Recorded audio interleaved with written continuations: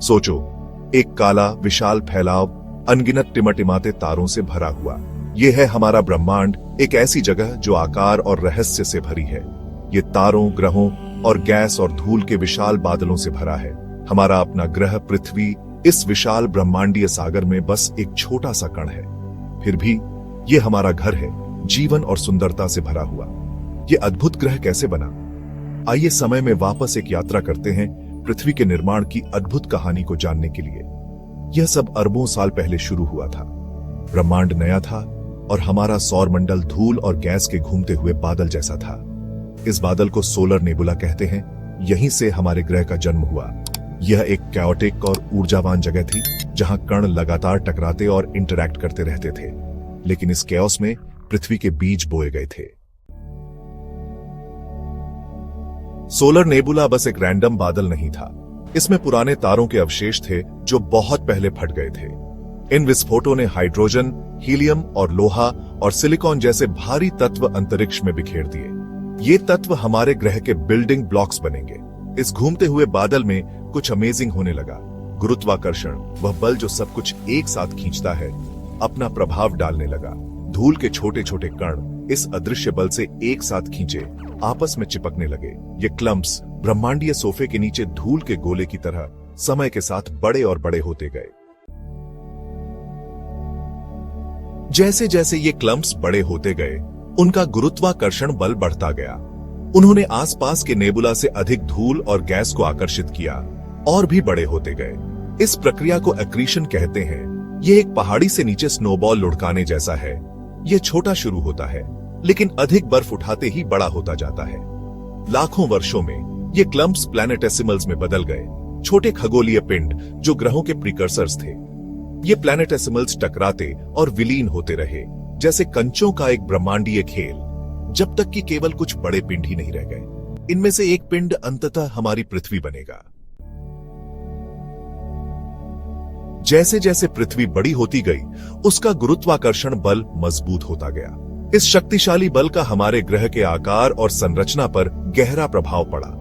जैसे एक कुम्हार पहिए पर मिट्टी को ढालता है, गुरुत्वाकर्षण ने पृथ्वी को एक गोले में खींच लिया, जो एक बड़े विशाल पिंड के लिए सबसे स्थिर आकार है। लेकिन गुरुत्वाकर्षण अभी खत्म नहीं हुआ था। इसने लोहे और निकल जैसे भारी तत्वों को पृथ्वी के केंद्र की ओर डूबने का भी कारण बनाया। इस डूबने से पृथ्वी का कोर बना, जो धातु का एक घना गर्म गोला है। सिलिकॉन और ऑक्सीजन जैसे हल्के तत्वों ने मेंटल का निर्माण किया, जो कोर के चारों ओर एक मोटी परत है। पृथ्वी को एक विशाल प्याज के रूप में कल्पना कीजिए, जिसमें अलग अलग परतें एक दूसरे के चारों ओर लिपटी हुई हैं। केंद्र में कोर है, लोहे और निकल का एक बहुत गर्म गोला। यह दो भागों में विभाजित है, एक ठोस आंतरिक कोर और एक तरल बाहरी कोर।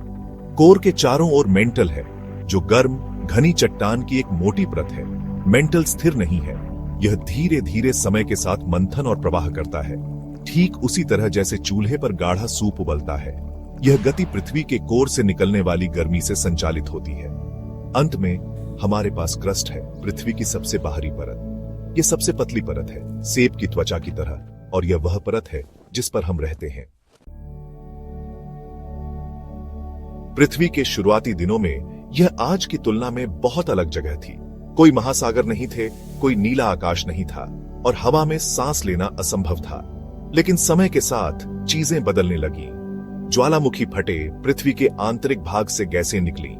जल वाष्प, कार्बन डाइऑक्साइड और नाइट्रोजन सहित इन गैसों ने प्रारंभिक वातावरण का निर्माण किया।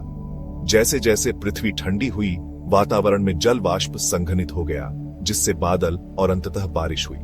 यह बारिश लाखों वर्षों तक पृथ्वी पर पड़ती रही, जिससे निचले इलाके भर गए और पहले महासागर बने। ये महासागर अंततः जीवन के पहले रूपों का घर बनेंगे। प्रारंभिक पृथ्वी एक कठोर और अनफॉरगिविंग जगह थी। ज्वालामुखी विस्फोट, क्षुद्र ग्रह प्रभाव और सूर्य से तीव्र पराबैंगनी विकिरण ने जीवन के उभरने के लिए इसे एक चुनौतीपूर्ण वातावरण बना दिया। लेकिन इन चुनौतियों के बावजूद जीवन ने एक रास्ता खोज लिया। जीवन के पहले रूप सरल, एकल कोशिका वाले जीव थे जो महासागरों में उभरे। ये जीव अविश्वसनीय रूप से लचीले थे। जो प्रारंभिक पृथ्वी की कठोर परिस्थितियों का सामना करने में सक्षम थे। लाखों वर्षों में ये सरल जीवन रूप विकसित और विविधतापूर्ण हुए, अंततः उन सभी पौधों और जानवरों को जन्म दिया जो हम आज अपने आसपास देखते हैं। आज पृथ्वी एक जीवंत और ग्रह है जो अपनी हिंसक और कैओटिक शुरुआत के बिल्कुल विपरीत है। यह एकमात्र ऐसा ग्रह है जिसके बारे में हम जानते हैं कि यहां जीवन है। इसकी अनूठी और कीमती परिस्थितियों का प्रमाण हमारा ग्रह एक जटिल और इंटरकनेक्टेड प्रणाली है जिसके वातावरण, महासागरों, भूभाग और जीवन के सभी रूप इसके नाजुक संतुलन को बनाए रखने में महत्वपूर्ण भूमिका निभाते हैं। पृथ्वी के निर्माण की कहानी प्राकृतिक प्रक्रियाओं की अविश्वसनीय शक्ति और उस लंबी धीमी यात्रा की याद दिलाती है जिसने हमारे अस्तित्व को जन्म दिया।